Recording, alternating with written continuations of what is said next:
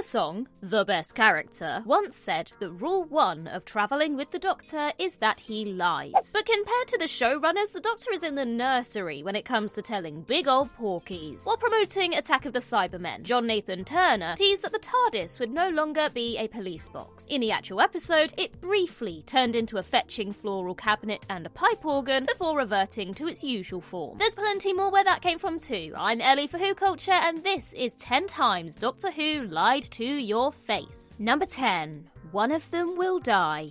Nobody stays dead in Stephen Moffat's Doctor Who. Just ask Rory Williams or Clara Oswald. However, this knowledge doesn't stop the show from teasing big deaths as a way to coax audiences toward their TV screens on a Saturday night. The boldest attempt to bait audiences with a major death came ahead of Series 6, which was set to open with a cinematic 2-part adventure set in America on the eve of the moon landing. In 2011, Doctor Who magazine issue 433 promoted this opener with 4 different covers, one each for the 11th Doctor, Amy, Rory, and River Song, the best character. Each of these covers was emblazoned with the text marked for death and promised that, quote, one of them will die in the amazing season opener. Now, technically, that is true based on the information given to the viewer in The Impossible Astronaut. Everyone sees the Doctor gunned down by an astronaut, and then his corpse is placed on a funeral pyre. However, as we later discover, the Doctor wasn't the Doctor at all, but the Tesselector robot, meaning that the Doctor Who magazine cover should really have read, quote, one of them will suffer catastrophic damage to their robot shell.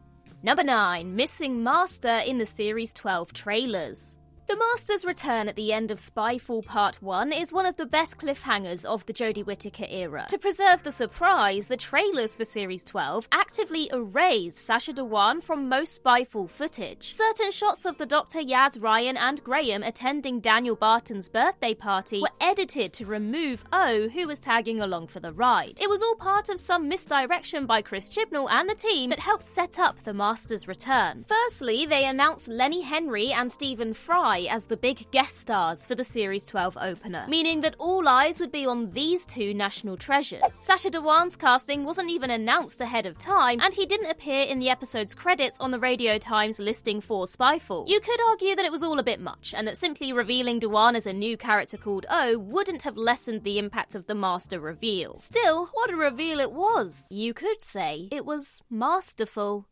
I'll see myself out. Number 8. Stephen Moffat will never return to Doctor Who. Yeah, right.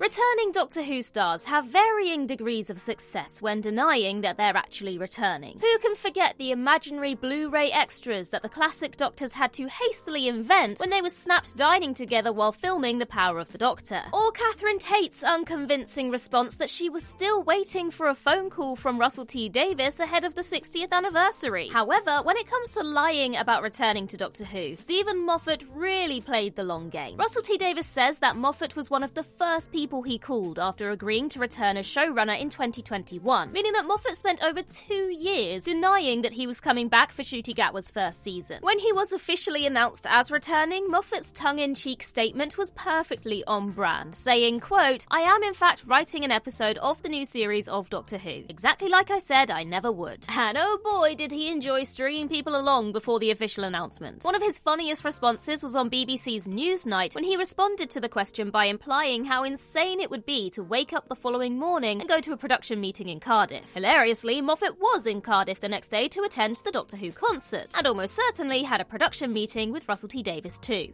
Number 7. The story of how Rose Tyler died. Then came Torchwood and the war, and that's when it all ended. This is the story of how I died. And so began Doctor Who Series 2's finale, Army of Ghosts and Doomsday. A tease of how Billie Piper would leave Doctor Who, and also a massive lie. As we all now know, Rose Tyler does not in fact die in Doomsday. She just gets a brand new life with her family in an alternate reality. Not that she appreciates this mind, she's too busy pining after David Tennant. In the aftermath of the Battle of Canary Wharf, Torchwood tweaked the official casualty records to include Rose so that nobody would ask questions about her disappearance into a parallel universe. Admittedly, this is the story of how some official documents got fudged, isn't a particularly exciting pre-titles teaser, so Russell T Davies made the right choice to lie to the viewers at home. He did it again in The Stolen Earth and Journey's End, with Dalek Khan's incessant teasing of one of the Doctor's companions dying, only for nobody to die. Now, you could argue that Donna Noble died because she had to revert back to her pre-runaway bride form, but a normal life surrounded by her family isn't a death, no matter how bad you think having Sylvia as a mum would be. Number 6. Series 14 being Season 1. In all the promotion for Ncuti Gatwa's first season of Doctor Who, Russell T Davies has stated that it's the perfect jumping-on point for new viewers. This is quite crucial for the Disney Plus deal, as the streamer will be hoping for as many eyes as possible on those space babies. Which is exactly why they're branding Doctor Who Series 14 as Season 1, all of which would be absolutely fair enough if, like with Christopher Eccleston in 2005, this was a hard reset with no returning elements beyond the TARDIS and the Daleks. But by stark contrast, Gatwa's Doctor Who Season 1 is tied up in the entire 60-year history of the show. One of his first lines was Mavic Chen, for God's sake. Not only that, but we've got Unit, Bonnie Langford as Mel, a secret from the Third Doctor era, and a teeny tiny holographic David Tennant. In other words, Season 1 is just a tag that's designed to coax general viewers into giving the show a try. And then, once they're in, they're hit with 6 decades of mythology to go back and explore. It's a big fat lie, but it could ultimately pay dividends for the future of Doctor Who. Number 5. The 13th Doctor will be male.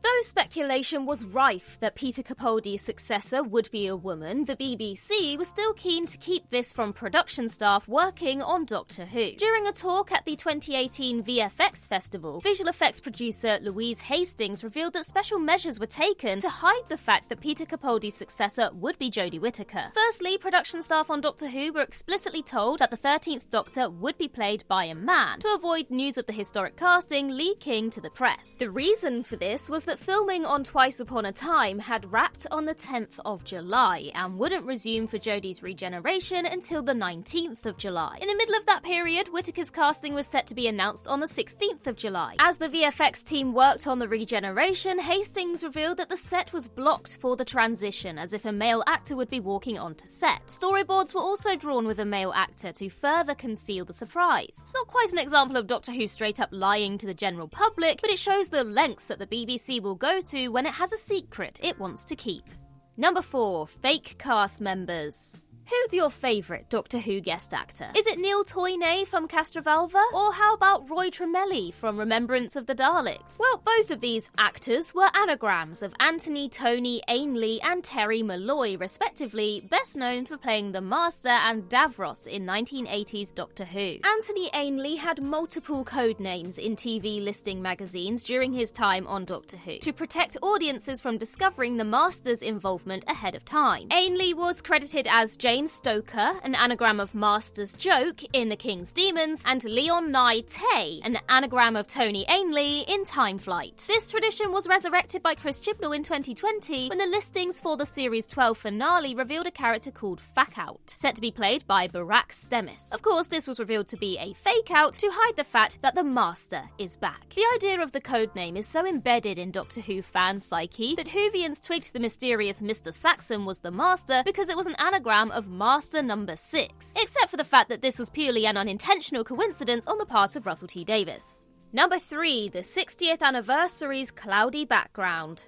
While the Doctor Who Series 12 trailer erased Sacha Dhawan from the footage, the trailer for the 60th anniversary specials erased everything except Ncuti Gatwa, dressed in the remnants of David Tennant's new costume. The background of the shot, where the 15th Doctor asks, "What the hell is going on here?" was erased and replaced with a cloudy sky to keep the location hidden, which makes a lot of sense, as it would have revealed Kate Stewart and Shirley Ann Bingham in the background, and would also be dangerously close to revealing David Tennant standing on the sidelines. The choice to keep the background secret until the broadcast of The Giggle led to a lot of speculation about what was behind Gatwa. Was it the Edge from The Power of the Doctor? Was it the brand new TARDIS set? And while the unit helipad may have been an unremarkable location, knowing in advance that it's where David Tennant regenerates would have ruined the episode somewhat. The shocking moment where the Toymaker's laser slices right through the 14th Doctor is so abrupt that it would have been totally undermined by revealing the location of Ncuti's first appearance. Number 2. Nica Bryant's American accent. It won't shock anyone to discover that Nica Bryant isn't actually an American. She just played one in Doctor Who. However, the show went to some extraordinary lengths to hide this fact from the public during the 1980s. Producer John Nathan Turner was keen that an American Doctor Who companion would appeal to a transatlantic audience, and so Bryant was told to keep up the facade of being American throughout promotion and production of the show. In other words, she had to fake an American accent everywhere, even outside of filming. Bryant later described it as, quote, the longest role I've ever played. Her accent didn't fool everyone, though. In Totally Tasteless, Richard Marson's fantastic biography of John Nathan Turner, Peter Davison recalls hearing Bryant's accent for the first time, saying, quote, you could obviously tell her accent wasn't very good, and it was clear to me, as at the time I was married to an American. I was very aware that the Americans would not buy into it. Eventually, it was Colin Baker who revealed to the press that Bryant was English and not American in an interview after he left the show. The uproar around Baker's sacking and the fact that Bryant had already moved on meant that the big reveal didn't make much of an impact. Number 1. Misleading episode titles. Stephen Moffat was a fan of juicy titles during his time as showrunner, leading to some wildly misleading episode names. Who can forget Let's Kill Hitler, in which they merely imprison Hitler in a cupboard? Or how about The Name of the Doctor, which was more about its meaning rather than declaring once and for all that the Doctor's name was Gavin. Other classics include The Doctor's Wife, which is a fairly overblown and romanticised version of the Doctor's relationship with the TARDIS. Moffat wasn't the only one guilty of this either. To cash in on speculation about David Tennant's replacement, Russell T Davies called the 2008 Christmas special The Next Doctor. I mean, come on, man, really? In general, multi-Doctor stories are a bit misleading in their naming conventions. The Five Doctors only really features 3 proper Doctors, as Richard Herndl replaces William Hartnell and Tom Baker appears very briefly via archive footage. Still, at least Moffat has learned his lesson about misleading titles. His latest script, Boom, takes place on an alien battlefield and has the Doctor trapped on a landmine. Pretty straightforward and to the point there, Stephen. And that concludes our list, but while we're on the topic of lies, why not check out our video covering 10 false Doctor Who facts you probably still believe. In the meantime, I've been Ellie for Who Culture, and in the words of Riversong herself, goodbye, sweeties.